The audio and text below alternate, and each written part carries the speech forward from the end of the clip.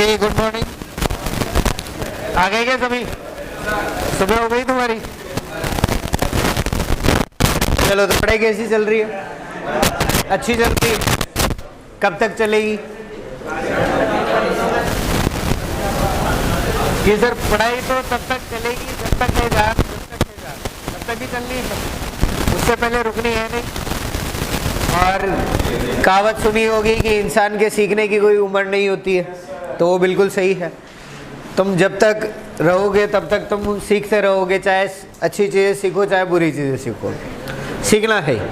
पर वो हमारे ऊपर है कि हम कौन सी चीज़ को अपने जीवन में उतारते हैं, उसका उपयोग करते हैं, वो सारी चीज़ें हमारे ऊपर डिपेंड करती हैं। इसलिए अच्छी चीज़ें सीखो, जो भी आपके काम की चीज़ें हैं वो, जो आपके काम की नहीं है उनको रहने दो, ठीक है? उनका समय आएगा, ठीक है? हाँ, तुम्हारा टाइम ज़रूर आएगा और इसी साल आएगा। इस चीज़ का भरोसा रखें और उसके साथ पढ़ाई करें। तो क्या रिवाइज करने के लिए कुछ कहा था क्या मैंने? नहीं कहा? ये कि लास्ट क्लास में ये चला गया था, इसको पता नहीं है, बाकी सबको पता होगा। कुछ रिवाइज करने के लिए कहा था क्या? क्या कहा था? चलो बताओ फिर। Question, okay. और बस कैसे रिवाइज करोगे? पूरी बस रिवाइज नहीं कर सकते। मैंने कहा था टॉपिक आपका वीड मैनेजमेंट पढ़ के आना, क्योंकि वो हम पढ़ेंगे। कहा था, याद आया क्या? 7 दिन बाद याद आता है कि हाँ 7 दिन पहले क्या कहा, क्या करोगे? दूसरी चीज मैंने न्यूट्रिएंट्स के लिए कह रखा है कि न्यूट्रिएंट मैनेजमेंट अच्छे से याद करके आना। तो न्यूट्रिएंट मैनेजमेंट किसका कंप्लीट है? पढ़ तो रखा है, पढ़ने से मतलब नहीं है बेटा। आपका जो ये कोर्स है इसमें सिर्फ पढ़ने से मतलब नहीं है। आप पढ़ के तुम्हें कोई तुम्हारे स्कूल का एग्जाम नहीं देना है कि तुमने पढ़ लिया और वो काफ़ी है।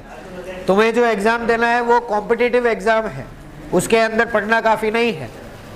पढ़ने में तो ना जाने हजारों लाखों बच्चे पढ़ रहे होंगे इस चीज़ को, लेकिन तुम्हें अगर उनसे आगे निकलना है तो तुम्हें कुछ एक्स्ट्रा ऑर्डिनरी करना पड़ेगा, नहीं करना पड़ेगा?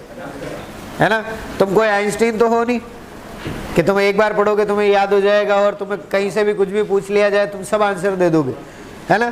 तो तुम्हें चीज़ें जो है वो एक्स्ट्रा तरीके से करनी पड़ेगी, तुम्हें उसे रिवाइज करना पड़ेगा, उसके क्वेश्चन सॉल्व करने पड़ेंगे, ये सारी चीज़ें करनी पड़ेगी। वीड मैनेजमेंट के क्वेश्चन कौन कौन सॉल्व करके आया? कोई नहीं करके आया? वीड मैनेजमेंट के क्वेश्चंस कौन सॉल्व करके आया है? 2 3 4, ठीक है। और कितने लोग वीड मैनेजमेंट पढ़ के आए? आधा पढ़ा हुआ है। ये तो वही बात हो गई कि मैंने कहा कि तुम क्लास में हो, तुम्हारा सिर वहीं पे रखा हुआ है और तुम बाकी यहाँ पर आ गए कि सर मैं आधा तो आ ही गया ना। तो ऐसा नहीं करना है, पढ़े तो पूरा पढ़े। इतना बड़ा टॉपिक भी नहीं है, तुम्हें 5 दिन जो है उसके लिए लगे। चलिए तो बात कर लेते हैं वीड मैनेजमेंट की। वीड मैनेजमेंट पढ़ा हुआ है पहले तुम्हारा? ठीक है, अगर पढ़ा हुआ है तो फिर बहुत इजी हो जाएगा।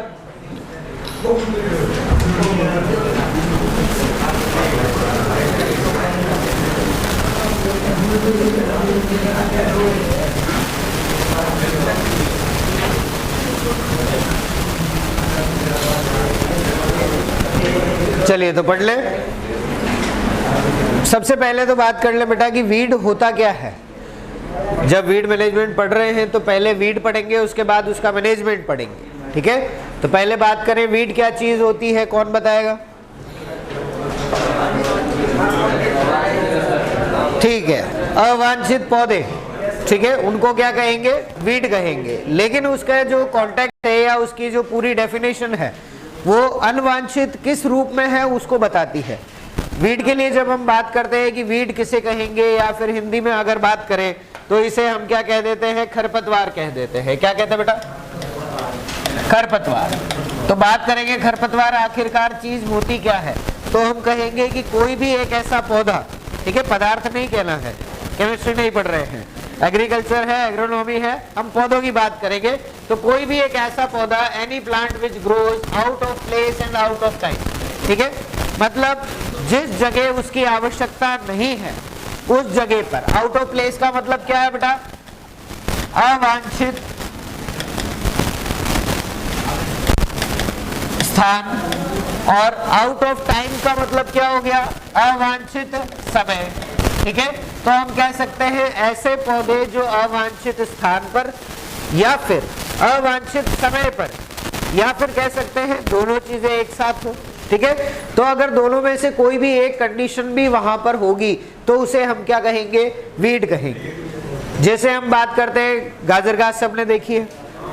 अब गाजर घास को हम खरपतवार क्यों कह रहे हैं बेटा, क्योंकि वो कहीं पर भी उग जाता है, तो वो आउट ऑफ क्या हो गया, प्लेस हो गया, जहां पर उसकी जरूरत नहीं है वहां पर भी उग रहा है।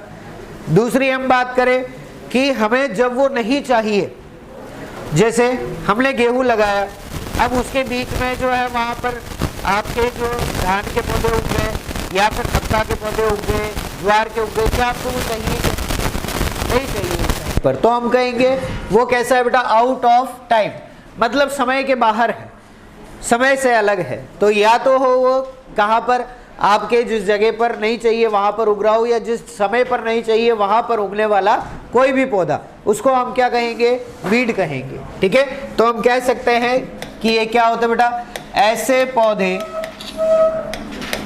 जो अवांछित समय या अवांछित स्थान पर पाए जाते हैं,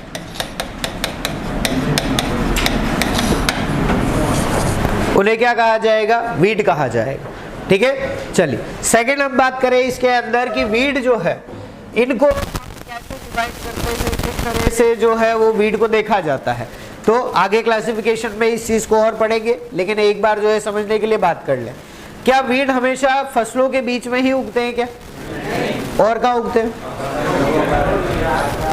सड़क के किनारे, ठीक है, या फिर रेलवे ट्रैक के पास में, या फिर खाली प्लॉट कहीं पर है उसमें भी उग जाते हैं। तो जब हम खरपतवारों की बात करते हैं स्थान के आधार पर, तो हम कहते हैं कि खरपतवार मुख्य रूप से दो प्रकार के होते हैं। कितने प्रकार के, दो प्रकार के। एक जो हमारा खरपतवार है उसको हम क्या कहते हैं, ऑब्लिगेट वीड कहते हैं। क्या कहते हैं, ऑब्लिगेट। आपने ऑब्लिगेट और फैकल्टेटिव पैरासाइट पढ़ा हुआ है, पढ़ा है नहीं पढ़ा है, परजीवी जब पढ़ा था तो याद करो, विकल्पी और अविकल्पी परजीवी पढ़ा था। ठीक है, अविकल्पी को हमने क्या कहा था बेटा, ऑब्लिगेट। तो हम क्या कहेंगे कि ये दो प्रकार के हो सकते हैं। एक तो हो सकता है अविकल्पी खरपतवार, जिसके पास कोई विकल्प नहीं है। कहां पर उगेगा वो, खेतों में उगेगा, इसके अलावा वो कहीं पर और नहीं उग सकता। दूसरा हमारे पास जो है बेटा वो क्या है, फैकल्टेटिव वीड, जिसको हम क्या कहेंगे, विकल्पी खरपतवार। चलो आप बताओ विकल्पी खरपतवार कहाँ उगेंगे बेटा, अच्छा खेत में नहीं मिलेंगे, खेत में भी मिलेंगे। तो हम कहेंगे ऐसे हमारे खरपतवार जो केवल और केवल कहां पर मिले, खेत में मिले। कहां पर मिले, खेत में, या फिर खेत में कौन है, फसलें हैं, जो केवल फसलों में पाए जाते हैं। ठीक है, उन्हें क्या कहा जाएगा, अविकल्पी खरपतवार, क्योंकि वो कहीं और नहीं उग सकते। इसके अलावा दूसरे हमारे पास क्या हुए, ऐसे खरपतवार जो कहां पर उग सकते हैं, एक तो फसलों के बीच में, ठीक है, या फिर इसके साथ साथ कहां पर पाए जा सकते हैं, हमारे बंजर भूमि, या हम कह सकते हैं हमारी जो खाली पड़ी हुई जो भूमि है वहां पर पाए जाते हैं। दोनों जगह मिल सकते हैं, उनको हम क्या कहेंगे, विकल्पी खरपतवार कहेंगे। ठीक है, तो समय के आधार पर हमने इसकी बात कर ली, सॉरी स्थान के आधार पर। तो स्थान के आधार पर कितने प्रकार के हुए, दो प्रकार के। एक तो जो केवल फसलों के बीच में मिलेगा, अविकल्पी खरपतवार, और जो दोनों जगह मिल सकता है उसको हम क्या कहेंगे, विकल्पी खरपतवार। समझ में आ गई बात। ठीक है, नेक्स्ट हम बात करें कि हमारे खरपतवार जो है ये हम पढ़ क्यों रहे हैं, इसका कारण तो होगा कुछ। क्यों पढ़ रहे हैं बेटा, अच्छा इसलिए पढ़ रहे हो क्या, एग्जाम में क्वेश्चन आएगा इसलिए नहीं पढ़ रहे तुम, इसलिए पढ़ रहे हैं क्योंकि एग्जाम में क्वेश्चन आना है। बट जब हम किसान के रूप में बात करें तो किसान जो है वो इनसे परेशान है। ठीक है, वो फसल उगाता है और उसके बीच में अपने आप खरपतवार उग जाते हैं, उसने कोई बीज नहीं डाला उसका, ठीक है, उसने अलग से कोई वहां पर फसल उगाई नहीं और वहां पर दूसरे पौधे उग जाते हैं। अब वो पौधे क्या करते हैं, फसलों के बीच में जो है वहां पर दिक्कत पैदा करते हैं। या तो वो फसल की पैदावार है उसको कम कर देगा, या उसकी जो ग्रोथ हो रही है ग्रोथ को कम कर देगा, या फिर उसके साथ लड़ाई करेगा। कोई भी चीज़ जो है वो मिल रही है तो उसके लिए जो है दोनों के बीच में कंपटीशन होगा, तो इस वजह से किसान परेशान है। तो फसलों में क्या हो रहा है? नुकसान। तो जब हम बात करते हैं फसलों में नुकसान की, तो कौन कौन नुकसान पहुंचाता है बेटा?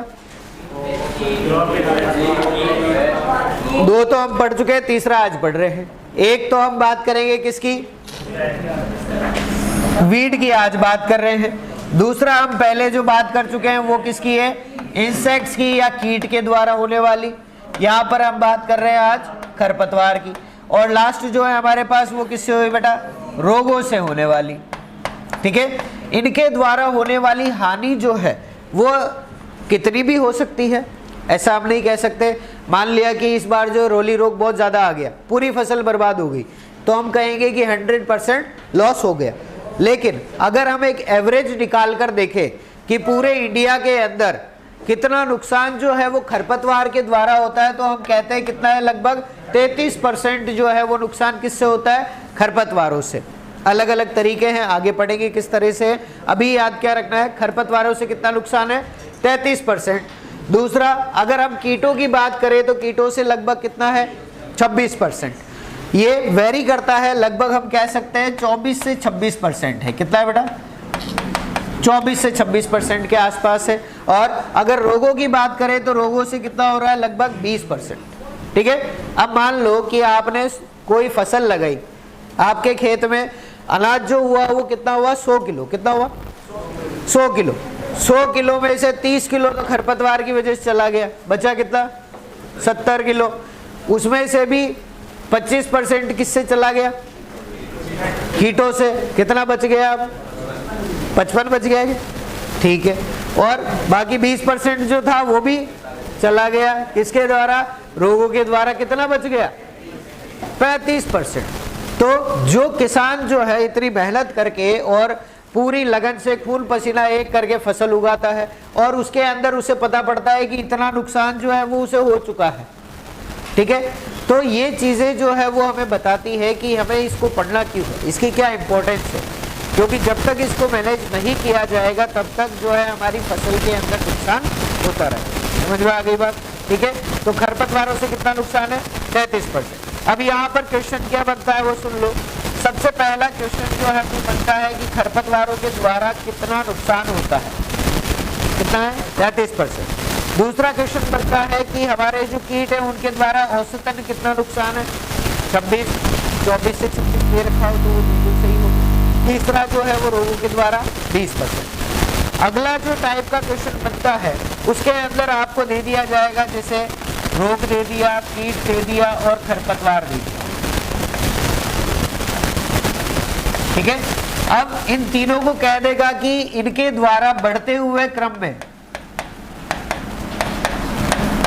नुकसान के द्वारा जितना नुकसान हो रहा है उसको बढ़ते हुए क्रम में जमाइए। तो आपको ऑप्शन दे देगा कि रोगों से ज्यादा होता है, कीटों से कम और खरपतवारों सबसे कम, या फिर कीटों से ज्यादा होगा, रोग से कम, खरपतवार से कम, या खरपतवार से सबसे ज्यादा है, फिर रोग से है और फिर कीटों से है, या फिर खरपतवार सबसे ज्यादा, फिर कीटों से और फिर रोगों से। तो ये हमारा एक जो ऑर्डर बन रहा है उसके ऊपर हमारा जो क्वेश्चन है वो बनता है। समझ में आ गई बात? इस तरह के दो क्वेश्चन जो है मेन यहाँ से बनते हैं। आपसे कोई नहीं पूछने वाला कि आपके खरपतवार क्या होते हैं, कई डेफिनेशन नहीं आने वाली, बस हमें पता होना चाहिए। ठीक है, समझ में आ गई? अच्छे से लिख लिया, इसको लिख लें एक बार।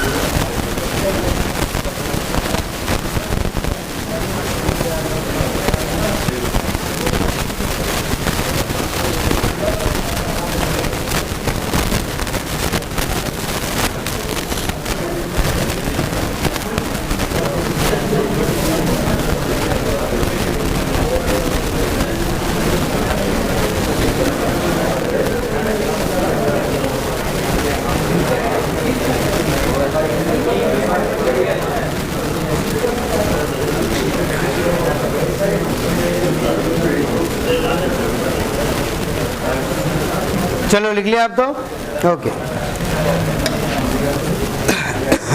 अगली बात करेंगे खरपतवार जो है वो क्या क्या करते हैं। वैसे तुम्हें पता ही है, अपनी क्लास में भी कई खरपतवार हैं, बहुत सारे हैं, तुम्हारे बीच में ही कहीं ना कहीं जो है वो बीच बीच में पनपते रहते हैं।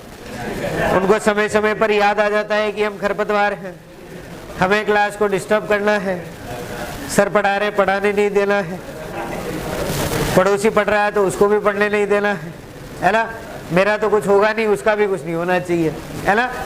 तो ये तुम्हारे कैरेक्टरिस्टिक्स है जो हम बोर्ड पर पढ़ रहे हैं। किसके हैं बेटा ये?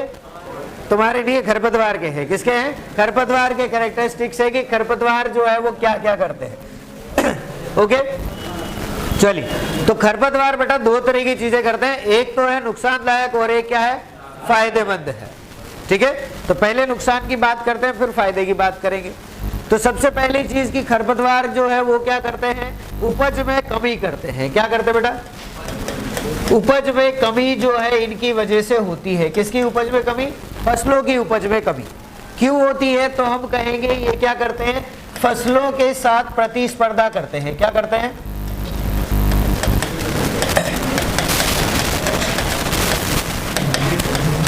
या कंपटीशन करते हैं। हम कह सकते हैं एक तरह से क्या करेंगे बेटा? ये कंपटीशन करेंगे। किसके साथ? फसलों के साथ। तुम्हारे बीच में भी कई ऐसे खरपतवार हैं जो कंपटीशन करते रहते हैं। किस चीज के लिए? कि पानी लेकर आए क्लास में, किसके लिए? एक पर्सन के लिए कि नहीं ये मेरी बोतल है, मेरे लिए है। तो वो पड़ोसी मांग लेता है भाई थोड़ा सा पानी, थोड़ा सा, तो वो बोतल दे देता है। दयालु आदमी है, जैसे बोतल दिया वो एक घूंट के बहाने दो घूंट खुद पी जाता है। फिर उसके पड़ोसी को याद आता है यार मुझे भी प्यास लग रही है। फिर क्या होता है? वो 2-3 स्टेप आगे बढ़ती, बोतल खाली हो जाती है, और जो खुद के लिए लाता है वो प्यासा रह जाता है। अब बीच में उठ के जा भी नहीं सकते। तो ये चीज जो है वो कौन करता है? खरपतवार करता है।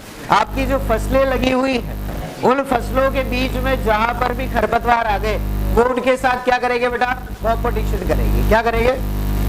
ओके, कंपटीशन की बात करें तो हम पहले ही बात कर चुके हैं। टोटल कंपटीशन जो है वो कितनी चीजों के लिए होता है? 5 चीजों के लिए होता है। ठीक है, सबसे जरूरी क्या है उनके लिए? लाइट है। क्या है जरूरी? लाइट। या फिर हम बात करें प्रकाश के लिए क्या करेंगे? कंपटीशन करेंगे। ठीक है, चलो। खरपतवार ज्यादा बड़े होते हैं या फसल ज्यादा बड़ी होती है? ज्यादातर खरपतवार ज्यादा बड़े होते हैं। ठीक है, जब आप देखें कि आपकी फसल खेत में लग रही है, आपने 1 महीने तक ध्यान नहीं दिया तो आपकी फसल दिखना बंद हो जाती है। कौन दिखता है? केवल खरपतवार। तो वो क्या कर रहे हैं? लाइट के लिए कंपटीशन कर रहे हैं। वो लाइट का ज्यादा उपयोग कर लेते हैं और खुद फैल जाते हैं। बेचारी फसल जो है वो छोटी रह जाती है या फिर उसका विकास नहीं हो पाता। दूसरा किसके लिए करते बेटा? जल के लिए या वाटर के लिए करेंगे। अब इरिगेशन आपने दिया है, ठीक है, उपयोग कौन करेगा? खरपतवार ज्यादा उपयोग करेंगे। अपन ने फसल के लिए दिया लेकिन खरपतवार है तो वो ज्यादा उपयोग कर लेंगे। और फसल में मान लिया कि अगर 15 दिन पर वापस पानी देना था तो अब 15 की जगह वो 10 दिन पर वापस अपन को इरिगेशन देना पड़ता है। ठीक है, तीसरी बात करें किसके लिए करते बेटा? स्पेस, या फिर हम बात करें स्थान के लिए या जगह के लिए। ठीक है, उनको जगह तो चाहिए ना। ठीक है, होता क्या है कि हमारी फसल छोटी रह जाती है, उसकी जगह खरपतवार ही खरपतवार बड़े होते रहते हैं। तो वो स्पेस जो है वो कवर कर लिया उन्होंने। और जब स्पेस ज्यादा हो गया तो फिर वो किसके लिए कम्पीट करते हैं बेटा? CO2 के लिए, कार्बन डाइऑक्साइड के लिए। ठीक है, कार्बन डाइऑक्साइड क्या काम करती है? भोजन बनाती है। ठीक है, प्रकाश संश्लेषण या हम कहें फोटोसिंथेसिस का जो काम हो रहा है उसके लिए अब वृद्धि तो ज्यादा हो गई, खरपतवार होगी। ठीक है, तो अब वो कार्बन डाइऑक्साइड भी ज्यादा ले लेंगे, तो उसकी वजह से वो तो चलते रहेंगे लेकिन हमारी फसल जो है बेचारी वो धीरे धीरे वो पीछे होती रहेगी। लास्ट बात करें तो किसके लिए करते हैं बेटा? न्यूट्रिएंट्स के लिए या फिर हम कहें पोषक तत्वों के लिए। ठीक है, पोषक तत्व जितने भी मृदा में है वो सभी ज्यादा कौन एब्जॉर्ब कर लेगा? अब हमारे खरपतवार। और उसकी वजह से हमारी फसलों के अंदर पोषक तत्वों की कमी के लक्षण दिखने लगे। समझ में आ गई बात? कई ऐसे खरपतवार हैं बेटा, जैसे हम बात करें एक है हमारा एमेरैंथस या चौलाई, या बात करें बथुआ की, तो उनके अंदर जो है जिंक जैसे हमारे जो माइक्रो न्यूट्रिएंट्स हैं जिसकी कमी हमारी मृदाओं में होती है, लेकिन उनका संचयन उन खरपतवारों में हो जाता है। ठीक है, तो हमारी फसल जो है उसके अंदर जिंक की कमी के लक्षण दिखने लगते हैं, जबकि कमी नहीं है। ठीक है, तो इस तरह की चीजें जो है वो होती है। टोटल आपको याद इतना सा रखना है कि 5 चीजों के लिए कंपटीशन होता है। ठीक है, 5 चीजें याद होनी चाहिए। आपके लिए क्वेश्चन जो है वो बनेगा, वो इतना सिंपल सा क्वेश्चन बनेगा बेटा यहाँ से कि खरपतवार जो है फसल के साथ किसके लिए प्रतिस्पर्धा नहीं करते हैं। ठीक है, तो आपको 5 याद रखने, इसके अलावा कुछ दिया है तो उसके लिए कोई कंपटीशन नहीं होगा। या फिर क्वेश्चन पूछ लेगा किसके लिए प्रतिस्पर्धा करते हैं, 3 दे दिए, लास्ट दे दिया उपरोक्त सभी, तो हमारा आंसर क्या हो जाएगा, उपरोक्त सभी। या फिर एक क्वेश्चन जो है वो आपका कार्बन डाइऑक्साइड पर बनता है बेटा यहाँ से। ठीक है, आपको 4 गैसों के नाम दे देगा और पूछ लेगा खरपतवार जो है वो किसके लिए प्रतिस्पर्धा करते हैं, तो ऑक्सीजन के लिए नहीं करेंगे, किसके लिए करेंगे, कार्बन डाइऑक्साइड के लिए। चलो, ऑक्सीजन के लिए क्यों नहीं करेगा बेटा, अच्छा वायुमंडल में है तो कार्बन डाइऑक्साइड भी तो है। ओके, ऑक्सीजन कितनी है, 21 ही है क्या, ज्यादा तो नहीं है, ठीक है 21% है। और कार्बन डाइऑक्साइड कितनी है, 0.03%, इसीलिए इसके लिए कंपटीशन होता है। अब आप सबके लिए गुलाब जामुन मंगवा लिए मैंने, सोच लो ऐसा, ठीक है, मान लिया जाए तो सभी के लिए मंगवा लिए कि सबको, जिसको जितना खाना भरपेट खा लो। ठीक है, क्या कोई कंपटीशन होगा, क्या नहीं होगा। लेकिन मैं कहूँ सबको एक एक गुलाब जामुन दिया जाएगा तो अपना गुलाब जामुन खाने से पहले पड़ोसी के गुलाब जामुन पर नजर जाती है, काश ये नहीं खाए, मेरे को दे दे, आधा ही दे दे चलेगा, कोई बात नहीं, पर मुझे दे दे।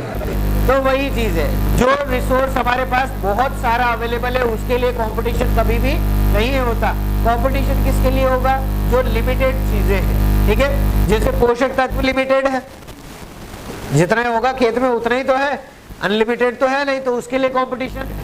जगह की बात करें तो जगह जो है 1 हेक्टर का खेत है तो 1 हेक्टर का ही है, वो कोई 1.5 हेक्टर का तो होगा नहीं। लाइट है तो जितनी सूरज से आ रही है उतनी है। ठीक है, ऐसा नहीं कि हर जगह फैल कर वो बहुत ज्यादा हो जाएगी। या फिर बात करें पानी की तो पानी तो जितना हम देंगे उतना ही रहेगा। तो ये चीजें क्या है, लिमिटेड हो जाती है, इसीलिए इनके लिए कंपटीशन होता है। नाइट्रोजन ऑक्सीजन जैसी गैस के लिए कोई कंपटीशन नहीं होगा। समझ में आ गई बात। चलिए नेक्स्ट बात करें इसमें। दूसरा क्या करते बेटा, ये फसलों की जो गुणवत्ता है,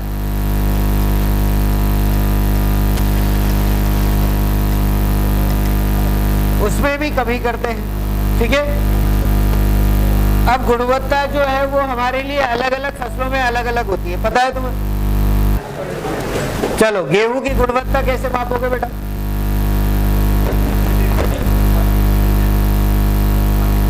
गेहूं की गुणवत्ता कैसे मापी जाएगी, क्या चीज है जो बताएगा कि ये गुणवत्ता युक्त है और ये नहीं है,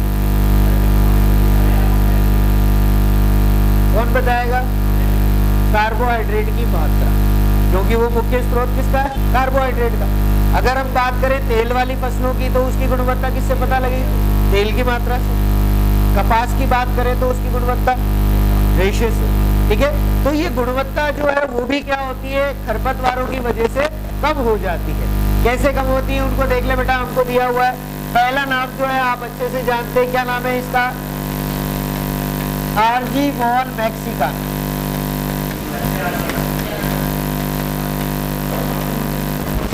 अपना नाम नहीं बोलता है, ठीक है, क्या नाम है इसका, सत्यानाशी।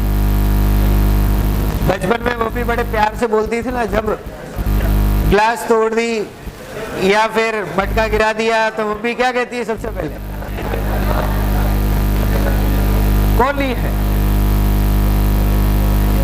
क्या नाम है बेटा, आर्जीमोन मैक्सिकाना। क्या कहते हैं इसको, सत्यानाशी। ठीक है, क्या हो गया, ये सत्यानाशी नहीं है क्या, किसने कहा, यही है बेटा, ये तुमने देखा हुआ है, इस तरह के पीले फूल आते हैं। ठीक है, और इसके जो पत्ते हैं वो इस तरह इसके कांटे से होते हैं। ठीक है, फूल बड़े अच्छे लगते हैं लेकिन तोड़ने जाओ तो कांटे चुभ जाते हैं, इसी को सत्यानाशी कहा जाता है। हो ही नहीं सकता, कोई बात नहीं, ऐसा हो चुका है। अच्छा गांव में है क्या ये? तो यही है। हाँ बिल्कुल उगता है। सुनो मेरी बात, अच्छा मेरी बात सुन लोगे क्या? मैं बोल लूँ कुछ? ठीक है, चलो एक बात बताओ, इसके बीज किसने देखे? देखे छोटे छोटे से ब्राउन कलर के सरसों की तरह, ठीक है। और इसका जो बीज होता है वो इस कैप्सूल के अंदर बंद रहता है, देखा? ये ऊपर से जब ओपन होता है उसके बाद हमारे जैसे जो शैतानी बालक हैं वो इसको तोड़कर कहीं भी फेंक देते हैं। तो क्या इसके उगने पर कंट्रोल कर सकते हो क्या आप? नहीं, ठीक है। वो चाहे गेहूं के खेत में उगे, चाहे जौ के खेत में उगे, चाहे चने के खेत में उगे, कहीं भी उग सकता है, ठीक है। लेकिन इसका जो अडल्ट्रेशन या फिर इसकी जो मिलावट होती है वो किसके साथ होती है? सरसों के साथ होती है। ये बात यहाँ पर काम की है, ठीक है। गेहूं के साथ अगर मिलावट होगी तो हम अलग कर लेंगे, कहते हैं गेहूं के अंदर सरसों कहाँ से आ गई, हटाओ उसको, ठीक है। लेकिन सरसों के अंदर आ गई तो सरसों के साथ तो सरसों जैसी हो गई, वहां थोड़ी कहेंगे ये छोटी सरसों इसको हटा दो, हम सोचेंगे कोई बात नहीं छोटे बीज रह गए होंगे। तो इसकी मिलावट जो है वो किसके साथ होती है? सरसों के साथ। बाकी उगने में ये हमारे सभी रबी की जो फसलें हैं उनके बीच में उगता है, ठीक है। चलो ये जो सत्यानाशी है ये कौन सी फसल से संबंधित है बेटा? सरसों से, ठीक है। ये सरसों में तेल की मात्रा को कम नहीं करता लेकिन उसकी गुणवत्ता को कम कर देता है, क्योंकि इसकी वजह से एक बहुत इंपॉर्टेंट रोग जो है वो होता है, बहुत सा रोग होता है इसकी वजह से। अगर इससे मिलावट कर दी गई, ठीक है, तो इसकी मिलावट से ड्रॉप्सी रोग होता है। कौन सा रोग? ड्रॉप्सी रोग, ठीक है। अब ड्रॉप्सी रोग का मतलब क्या है? आपने रट तो लिया कि ड्रॉप्सी रोग होता है, क्या होता है ड्रॉप्सी? ड्रॉप्सी का मतलब है हाथ पैरों में सूजन आ जाना। क्या मतलब है? सूज जाते हैं ना हाथ पैर कभी, हाँ, इसलिए उसको हाथ लगाएंगे तो गड्ढा वहीं रह जाता है, हाँ, थोड़ी देर के लिए, ऐसा नहीं गड्ढा हो गया, थोड़ी देर के लिए रहेगा, उसको हम कहेंगे सूजन आ गई। तो इसकी वजह से क्या होता है? हाथ पैर फूल जाते हैं और इसको हम इंग्लिश में बोलते हैं एडिमा, ठीक है। वो कहा जो है वो कहा जाए, तो इसकी वजह से हमारे जो कह सकते हैं स्किन है हमारी मसल से उसमें एक तरह से पानी बन जाता है, ठीक है। और ज़्यादा अगर होता है तो उसकी वजह से हमारे नर्वस सिस्टम पर और सर्कुलेटरी सिस्टम पर असर पड़ता है, जिसकी वजह से कई बार अंधापन भी आ जाता है। क्या आता है? अंधापन। और कई बार जो है तो अगर ज़्यादा तकलीफ पड़ गया तो डेथ भी, ठीक है। तो हमें तो बस रोग का नाम याद रखना है, कौन सा रोग होता है? ड्रॉप्सी रोग। और इसके अलावा अंधापन भी हो सकता है, ठीक है। किसकी वजह से होता है? सत्यानाशी के बीजों के मिश्रण की वजह से, उसके साथ सरसों के। तो गुणवत्ता कम होगी या नहीं? हो गई ना। दूसरे एग्जाम्पल की हम बात करें बेटा, तो कपास जो है, कपास के अंदर लगने वाले जो भी खरपतवार, इवन कपास में तो खुद ही खरपतवार हो जाता है, ठीक है। अगर कपास के छोटे छोटे डंठल या पत्तियों के टुकड़े रेशे में रह गए तो रेशे की गुणवत्ता कम हुई या नहीं हो गई? तो कपास के अंदर जितने भी हमारे खरपतवार होते हैं उसकी वजह से क्या होता है? रेशे की गुणवत्ता कम होती है। क्या होती है बेटा? रेशे की गुणवत्ता क्या होती है? कम होती है। और लास्ट बात करें तो चाहे कोई सी भी फसल हो, चाहे आपका वो रिश्ता हो, चाहे कोई भी आपकी फसल है, उसके अंदर जब हम बात करते हैं किसी खरपतवार की, तो खरपतवार की वजह से क्या होता है बेटा? भौतिक अशुद्धि होती है। कौन सी अशुद्धि होगी? भौतिक अशुद्धि होती है। और उस भौतिक अशुद्धि को क्या कहा जाता है? डोकेज कहा जाता है। क्या कहा जाएगा इसको? डोकेज, ठीक है। तो हमारे खरपतवार के जो बीज हैं वो एक बहुत ही मुख्य भाग होते हैं, जिसका होता है बेटा डोकेज का एक भाग होते हैं, ठीक है। और डोकेज क्या है? भौतिक अशुद्धि, जो कि बीज है उसके साथ होने वाली कहा जाएगा डोकेज कहा जाएगा। समझ में आपकी बात? इस तरह से होता है।